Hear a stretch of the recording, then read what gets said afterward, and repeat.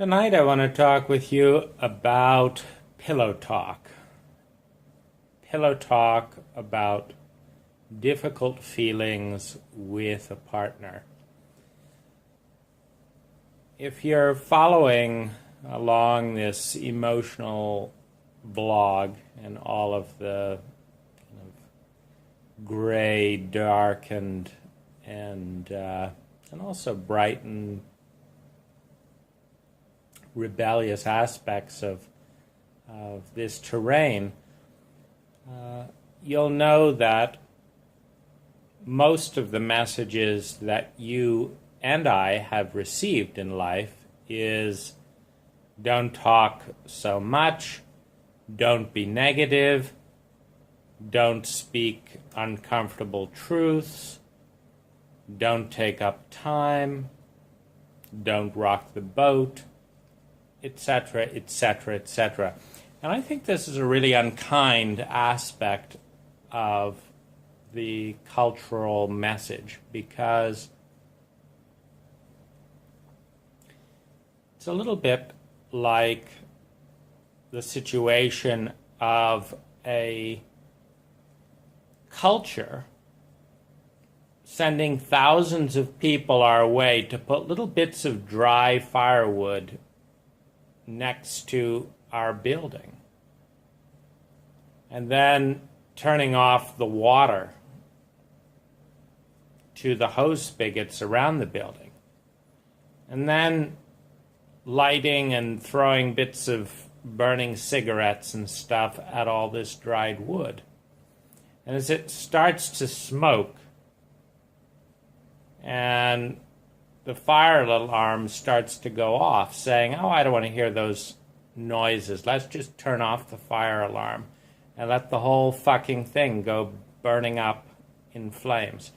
It's a little bit like that, this message to cause pain, loneliness, shame, addiction, abandonment, betrayal, in thousands of layers, and then as it's about to go up in smoke and explode in everyone's faces,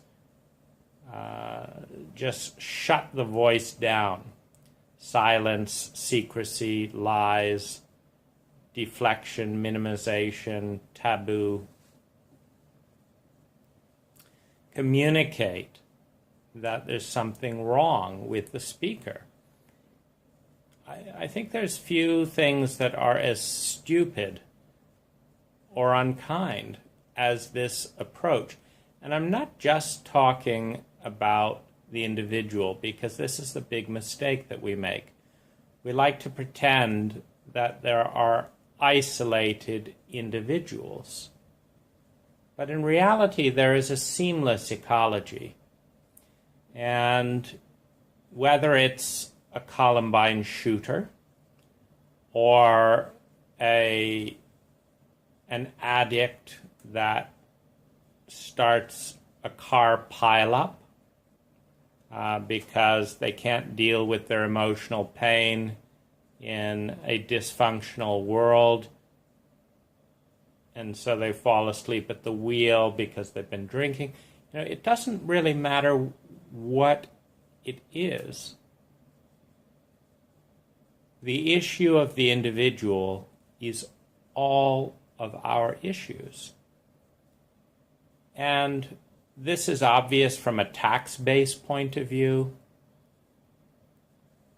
The difference between, the 20% of people that are behaving, in the marketplace on a subpar level, because of depression, etc., it's active in so the difference between making less and making more, taking away from the economy, adding to the economy, taking away from the tax base, adding to the tax base. You have it on that level. You have it on the legal system in an extreme sense, where in one of the most absurd strategies you can possibly imagine, we throw people in jail for being addicted. And the addictive cycle is most vulnerable for people who are in the most amount of chronic pain, stress, and trauma. So we basically take, it's on so many different levels, whether it's a majority of prostitutes are survivors of childhood traumatic and sexual abuse. So let's, first of all, not diagnose. Like, I don't know about you, but I never got a survey in school saying, are any of these things happening at home? Number one. Number two, if they are, how can we help? And then three, do something actually intelligent like helping. No, it's kind of bullshit. Something as basic and intelligent as that. Let's actually care for our most vulnerable citizens, the children, while they're still children, before they have to deal with $100,000 therapy bills. Let's actually do something intelligent. Now, something so fucking basic as a little checklist. How about grade 6, 7, a checklist yearly? Is this stuff happening at home? Number one. Number two, how can we help? And number three, do something about it. And something as fucking basic as this. The greatest country in the world can't get it together to do that, but can send out thousands and thousands of harassing reports and papers and protocols that distract and irritate teachers no end. It's just bizarre. But you have these very absurd systems where then we criminalize, and then the taxpayer pays $80,000 a year to further abuse the people who were most abused. Just read a few fucking biographies on death row. Barbaric biographies. And no one intervened to stop those children being hurt, number one. No one intervened to even assess what was going on. I don't know of a single child that gets routinely asked about their mental, emotional, physical health in the United States growing up. Which, by my assessment of just watching thousands of parents and children interact, watching the psychology, the body language, kids don't come in with low self-esteem, feeling terrified, etc. This is enculturated, and it's sick. So, that all being aside, the last sickness, having tortured, tormented, ignored, and punished for being abused, the last sickness of an unethical culture of cowardice is, having done this to a good percentage of its individuals, is then shaming it and basically saying, please don't talk about this so that we actually have to do anything about it. Please don't do that. And if you do, we'll punish you one last time. So I'm just giving a little bit of context to all the reasons that you, as a trauma survivor, as a depressed person, as someone in loneliness, as someone in terror, are not doing what would be the most normal thing in the world, starting as a child, wailing your heart out. That's a pretty clear message. Just look at the number of babies in our country who are wailing their heart out because they don't fit. They don't like the stimulation levels. They don't like the dissociation that has to do with expedient working. They don't like the high sugar. They don't like the violence and stuff on TV. You know, a young infant has a horrific arrival in the United States relative to even a monkey. Let's look at a kangaroo or a monkey. We're mammals.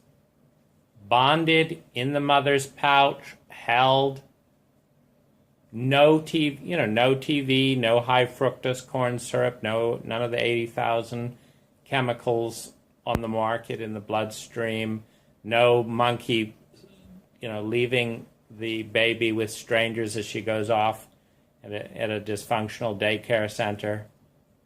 I just worked for a daycare center, and the amount of passive-aggressive hostility in the center, it's not very nice. So it's not a job that we reward, which is another sick aspect. So mothers don't get paid well for raising a child. Daycare people don't get paid well for raising our children. It's just very, very sick. Teachers don't get paid well. So it's just very disgusting. And so you, in part, you're subliminally picking all this up. That added to all this, there's all this hypocrisy about for the children. If only it were so. If only it were so for the children, as opposed to protecting the shame-based parents. And if only if it were so that it was really for the parents, that the country actually cared enough about parents to give them parenting education, mental health assessments prior to having a child, genetic assessments. I mean, what would be wrong with offering universal parental health assessment and genetic assessment with a score, of 0 to 100 that said how likely your child is going to have a healthy, well-being childhood, physically, emotionally, mentally, versus being handicapped, abused, traumatized, etc., in the environment a given parent is able to provide. And so anyway, this is all the reason you may not end up wanting to talk with your partner.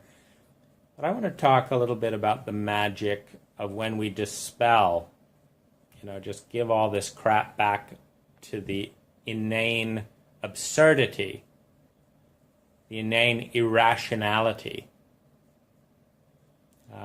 of the culture and country that we're born in, and actually do break the laws, the silent laws, the taboos, and talk about feelings with a partner.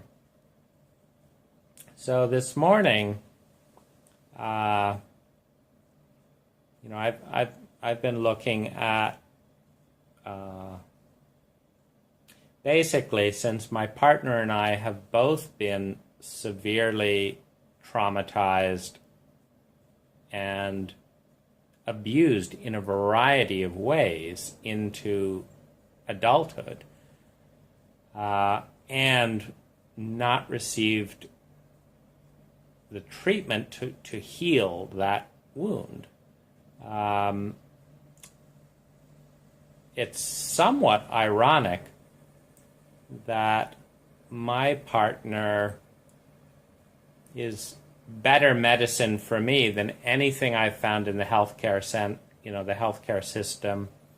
I have private healthcare with Kaiser.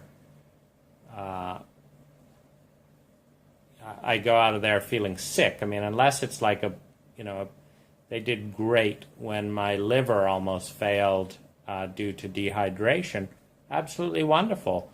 in terms of the medical emergency, while irritating me no end with beeping lights, keeping me up so I couldn't sleep, doing bizarre protocols that have nothing to do with the issue at hand, but just their legal structure of, checking vitals, this and that and the other. And I got much better as soon as I voluntarily checked myself out early, just so I could sleep.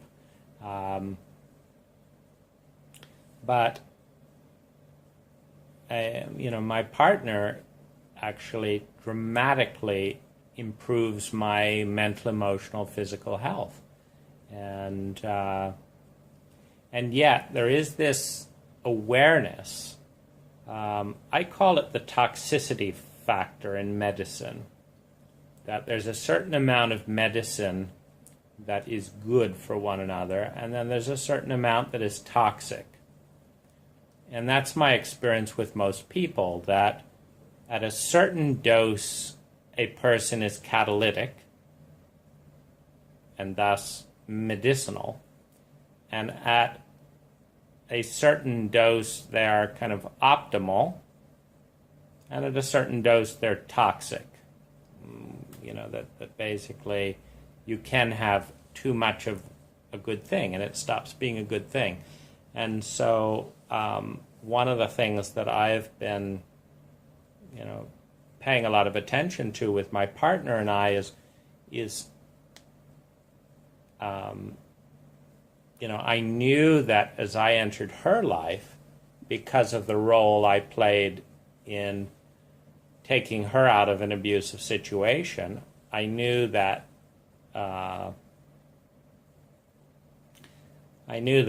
by tracking on a daily level her well-being on a 1 to 10 scale, mentally, emotionally, physically, that the relationship had increased her well-being by a factor of roughly 300%, number one. I also knew it was a high-growth relationship. She has written a book, started a business, learned how to swim, learned how to ride a motorcycle, learned how to negotiate, learned how to speak better English. She's Filipina. Well, she's a Filipina. She's Filipino. And that she'd also learned to meditate, learned to write a diary, and multiple other things. And this is in a 9-month period, and written a lot, expressed herself artistically, etc. So it's a pretty high growth relationship, and happiness and well-being is up. And yet there's still this question, I am not well, physically, emotionally, and mentally. I have about 40% of me in a variety of co-infection diseases, from chronic fatigue, irritability, compulsiveness, kind of inability to digest and express all of my feelings, terror, trauma, and in the compulsiveness, some of that is around control, some of that is around eating, some of that is around needing to navigate around feelings. So there's a lot of stuff that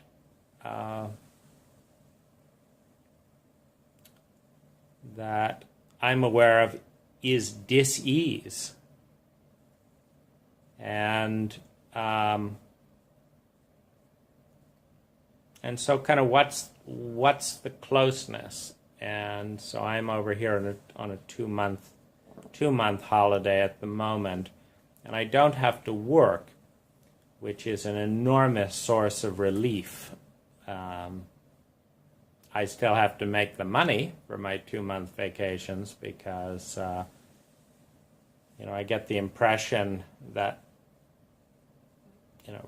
processing any kind of a disability is debilitating in and of itself. Whether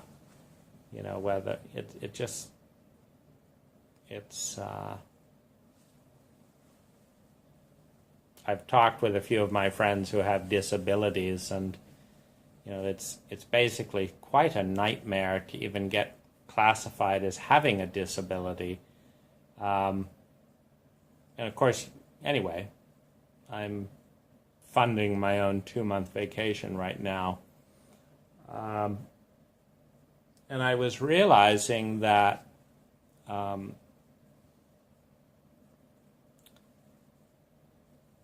parts of me that are toxic are the parts that basically shut out her feelings in order to function and deal with my own stuff. That's the bit that is most toxic. It's most triggering to her PTSD and abandonment traumas, and I realized that would go up 300% to 400% if we were having the same relationship while I was working. And I just talked about that this morning in detail. I felt the helplessness, I felt the frustration, I felt the sadness, I felt, the failure, basically, that I cannot be the person I want to be while working. I can't be the person I want to be while not working. I feel grief, I feel shame, I feel sadness, I feel helplessness around that terrain. But I also recognize that I can't be that 3 times more when I'm in the United States and needing to work. And because I'm not in a friendly environment where emotional realities matter to the various people in my life, particularly clients. I mean, we have basically a culture that says professionalism is you get the thing done on time as specified with great communication and no emotion, and no baggage, and that's being professional. And I can do that. The United States has taught me to do that very well. I can make a lot of money, and I can do that, but I can't do it and stay emotionally connected to someone who needs me emotionally, because the whole program is one of dissociating from my own feelings in order to get through the day. And I am rewarded very, very well, relatively speaking. Clients will very gladly pay me $1,000 to $3,000 a day to dissociate from my feelings and from any attachments around those feelings and do my work for them. But it makes me sick. It makes me sick. It's really an unhappy thought to go back and do that, even though my job of designing and creating gardens, landscapes, it's a great job. I'm very good at it. I enjoy both the design and the management and construction. I'm good at it. People love the work. It's out in nature. And yet, there's no space for depth of emotion. And that's exactly what you're dealing with when you've got depression and PTSD, is lots of depth of emotion. And then you've got 10 to 30 people a day saying, how are you doing? And being absolutely clear that they do not want to know how you are doing. And the hypocrisy is grating, as is the lies, the necessary lies. Meaning, I've told clients I'm feeling absolutely terrible. And they say, great, great, and just walk right on. It's like, if they're even listening at all, they absolutely do not want to stop and know what's going on. And I think that's miserable. It's like live a lie and not talk about anything important and meaningful, and let's just make this a commercial exchange. It's not how people need to relate. I mean, in all the evolutionary trees and all the 10,000 cultures that have existed, the decision to leave the trees and come out onto the grasslands as a monkey, or and as bipedals, and then starting to develop into the human animal, it could go in a whole variety of ways. There could be circles of people that sing and connect and stay in small groups, that don't overpopulate, that aren't obsessed with material things, and that actually care about feelings and chant and sing and have ritual and stuff. And one of my resistances to going and finding a tribal location, as aside from, all the others, a whole variety of stuff, is I don't even have freedom of movement, within the global structure. I've got 2 months visa in Thailand. It's not like I can just settle down in a rural community based on heartfelt connection. I can't even have my partner come and visit me. That's how barbaric U.S. visa policy is. I can't put down a $10,000 bond and say I certify that she'll leave the country in a certain number of months. Barbaric.